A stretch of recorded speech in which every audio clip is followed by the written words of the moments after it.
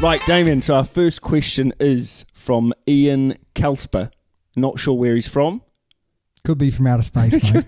He could be from Mars. We'll never know. Right.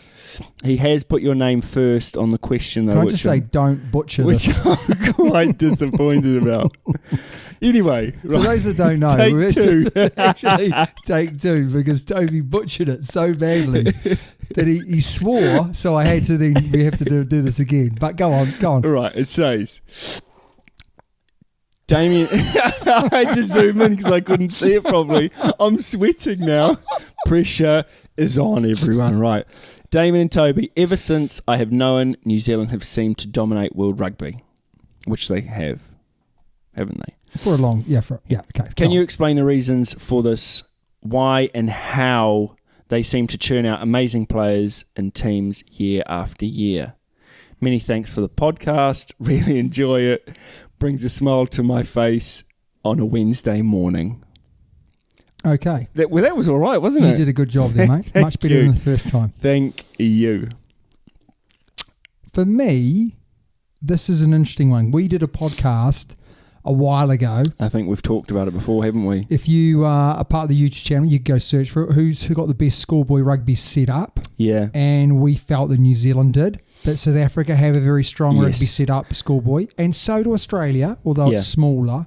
Very good schoolboy rugby set up. Yeah. You look at traditionally who the best teams in the world are, they all have that in common. Common, yeah. New Zealand, strong schoolboy set up. Australia, South Africa. And arguably you could say South Africa probably have the strongest performing schoolboys. Yeah. But I would say New Zealand have the strongest setup, which means that this is like, they're like a sieve. They take everyone in, and the best players stay in the sieve, and obviously the weaker ones fall through. The weaker ones fall through, or the other way around, whatever way you want to think about it. Whereas, especially England, not all players go into that sieve. No. So many players, they have access to... It depends which school you go to.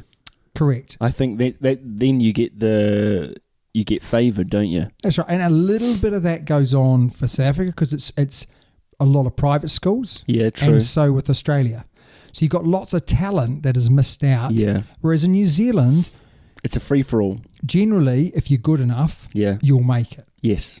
So they make the most of what they've got. So that's the first thing. They've got a big player, considering there's only 4.5 million, 5 million people live in New Zealand.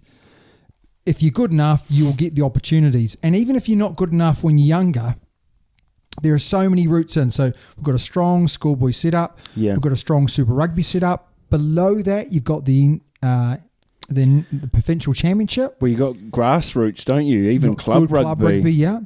And you got the ethos that goes with it. So, that's been well reported that, Richie McCoy used to sweep out the changing rooms. Yeah, that's and all right. Those things. Yeah. The big thing here is the support network. You've got great coaches, and you can see now other countries are catching up because arguably New Zealand coaches are going all over the world. Yeah. Whereas in Australia, their coaching has struggled over the last few years. South Africa, very good schoolboy coaching, but not so good Super Rugby coaching. No, and internationally they've brought people in, haven't they? Yes. Yeah, so that internationally they've brought people in from England, New Zealanders in. Yeah. So that's interesting. But the big point of difference is coaching, and if you're good enough, you'll get not just one opportunity. If you miss out at 16s, there's an opportunity at 18s. Yeah. There's an opportunity at 19s. 20. There's an opportunity at 21s. Then if you're good enough at club rugby, you can make the NPC team. Yeah. If you're good enough at NPC, you make the super teams. And if you're good enough at super, you make the All Blacks. Yeah, that's right. And there has been many players who have not got a Super Rugby contract, done really well NPC, and gone straight to the All Blacks. Yeah.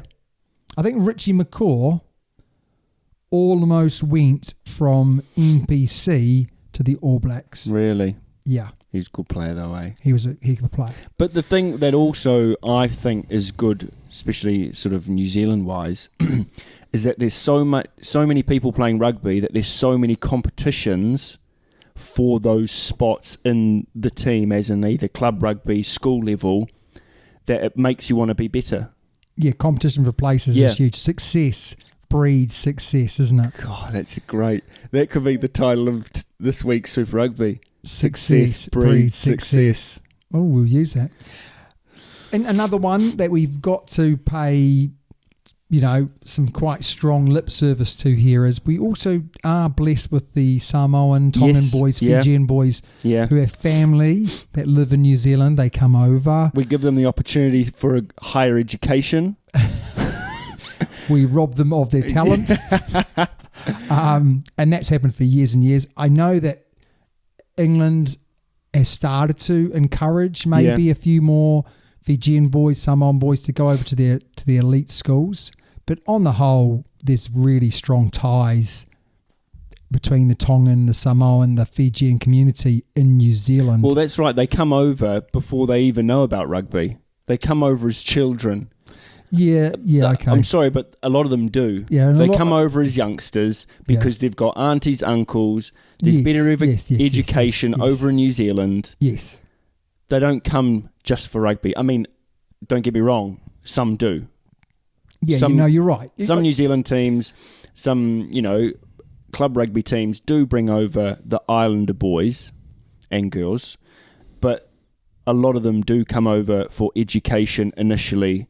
Yeah, and that when they are younger. That strength, and that gives us the power, the pace. Yes. Oh, yeah. They're phenomenal athletes. That we might lack. Yes. So you're just, wherever we're a little bit weak, we can just pull from... Of course, yeah. A ream of talent from overseas where arguably other countries don't get that. Australia really relies quite heavily on them, rugby being an international game, rugby league not being, AFL not being. I know that rugby league is an international game, but it's really New Zealand, Australia, England. Yeah. Whereas, obviously, if you play Super Rugby, you're going to Japan, you go, that's...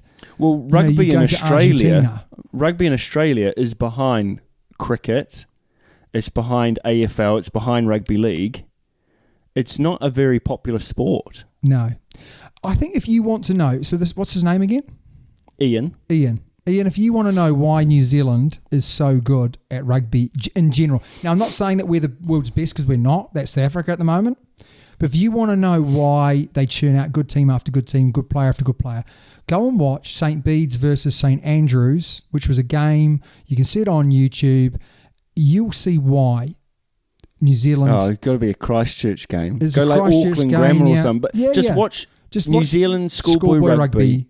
And you'll understand why. There's big crowds. It means a lot to families. Yeah. The whole school normally comes and actually watches. That's right. They buy into it. This is exactly the same in South Africa. Again, we're going back to the ethos, aren't we? Yeah, the ethos that goes with it. But there's the good coaching from schoolboy all the way through as well. So you've got boys who, and also the weather.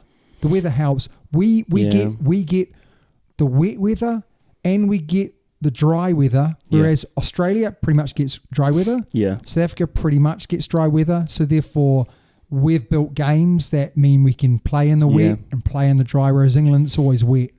And they're always playing on muddy, horrible pitches. So that also helps us. You can't take that away. We play in English conditions for part of the year and we play in Australian, South African conditions for the other part of the year, which is a big advantage to us. Next question. Shall I read this one? Yes. I feel under pressure now because I took the absolute rip out of you for mucking up. Hi, Toby and Damien. Oh.